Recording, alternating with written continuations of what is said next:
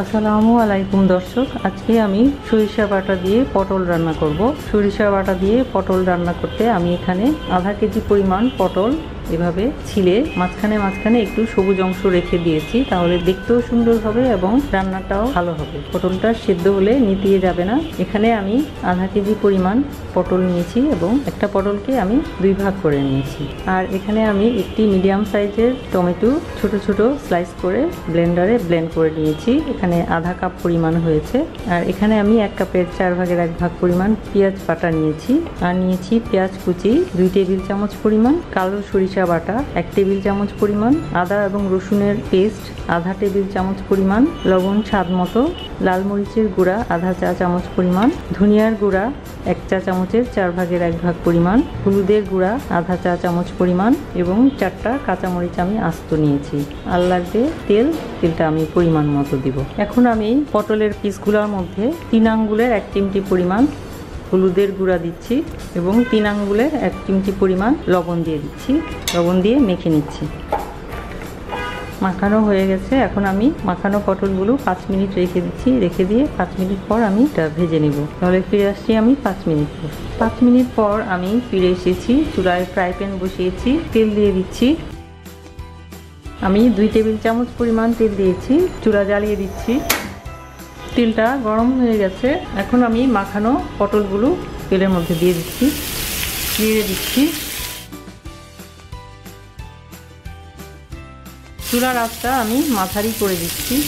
এখন ঢাকনা না দিয়ে নেড়ে চেড়ে পটলগুলোকে আমি 3 মিনিট ভেজে নিব। আমার পটলগুলো মোটামুটি ভাজা হয়ে গেছে। এখন আমি ফ্রাই প্যানটা তুলে রেখে দিচ্ছি। এখন আমি সরষে বাটা দিয়ে পটলটা রান্না করব। চুলায় কড়াই বসিয়েছি, তেল দিয়ে দিচ্ছি। আমি 2 টেবিল চামচ পরিমাণ তেল দিয়েছি। তেলটা গরম হয়ে গেছে। আমি পেঁয়াজ কুচিগুলো দিয়ে দিচ্ছি, নেড়ে দিচ্ছি। পেঁয়াজটা লাল হতে শুরু করলেই আমি এক এক করে মশলাগুলো দেব। পেঁয়াজটা লাল হতে শুরু করেছে। এখন আমি আদা রসুন বাটা দিয়ে দিচ্ছি, দিয়ে নেড়ে দিচ্ছি। অল্প একটু পানি দিয়ে দিচ্ছি, নাহলে মশলাটা পুড়ে যাবে। এখন আমি পেঁয়াজ বাটা দিয়ে দিচ্ছি, দিয়ে নেড়ে দিচ্ছি। এখন আমি বাকি হলুদ গুঁড়োগুলো দিয়ে দিচ্ছি, লাল মরিচের গুঁড়া দিয়ে দিচ্ছি, ধনিয়ার গুঁড়া দিয়ে দিচ্ছি, দিয়ে নেড়ে দিচ্ছি। লবণ দিয়ে দিচ্ছি স্বাদ মতো। এখন আমি মশলাটা ভালোভাবে কষিয়ে নিব। আমার মশলাটা কষানো হয়ে গেছে। এখন আমি ব্লেন্ড করা টমেটোটা এর মধ্যে দিয়ে দিচ্ছি, নেড়ে দিচ্ছি। কালো সরিষা বাটা এর মধ্যে দিয়ে দিচ্ছি, দিয়ে নেড়ে দিচ্ছি ভালো করে। এখন সবগুলো একসাথে কষিয়ে নিচ্ছি। সর্ষে বাটা, মশলা এবং ব্লেন্ড করা টমেটো সবগুলো একসাথে ভালোভাবে কষানো হয়ে গেছে। এখন আমি ভেজে রাখা পটলগুলো এর মধ্যে দিয়ে দিচ্ছি, দিয়ে নেড়ে দিচ্ছি। এখন আমি ঢাকনা দিয়ে দিচ্ছি। ঢাকনা দিয়ে আমি 3 মিনিট রান্না করব। তাহলে আমি ফিরে আসছি 3 মিনিট পর। 3 মিনিট পর আমি ফিরে এসেছি। ঢাকনা তুলে দেখছি কি অবস্থা, নেড়ে দিচ্ছি। পটলগুলো কষানো হয়ে গেছে।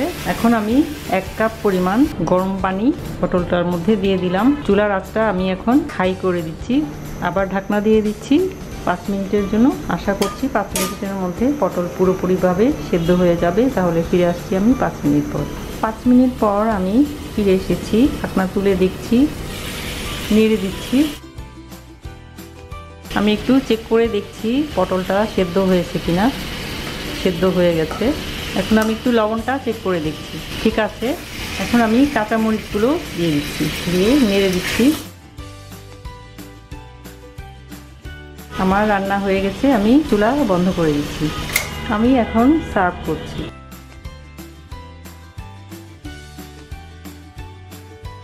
তৈরি হয়ে গেল খুবই মজাদার এবং সুস্বাদু সর্ষে পটল বা সর্ষে বাটা দিয়ে পটল।